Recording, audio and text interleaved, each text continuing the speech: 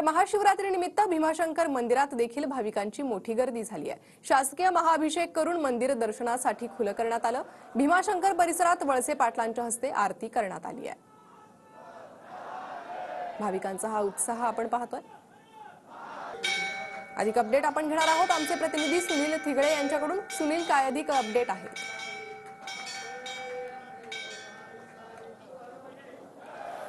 नक्कीच ज्या पद्धतीने पाहतो की आज महाशिवरात्र आहे आणि याच महाशिवरात्रीनिमित्त भीमाशंकरचं म्हणजे शंकराचं दर्शन घेणं पवित्र मानलं जातं आणि याच अनुषंगाने भीमाशंकरचं दर्शन घेण्यासाठी देशभरातून अनेक जे भाविक आहेत ते खरं तर भीमाशंकर या ठिकाणी दाखल झाले आपल्याला पाहायला मिळते।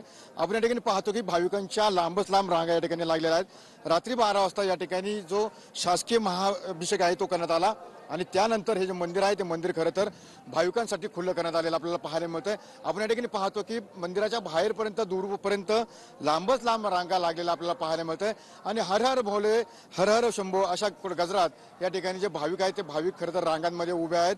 प्रशासकानं खरं तर या ठिकाणी मोठी जय्यत अशी तयारी खरं तर केलेली आहे, कारण की महाशिवरात्रीची जी यात्रा असते ती सर्वात मोठी यात्रा या ठिकाणी मानली जाते।